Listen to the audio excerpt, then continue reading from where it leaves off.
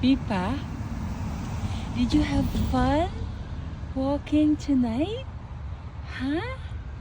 Did you have fun walking tonight outside?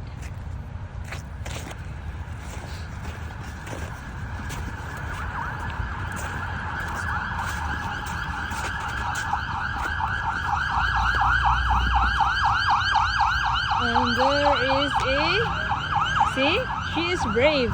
She's not afraid in a busy street because she is used to it, guys. That's why.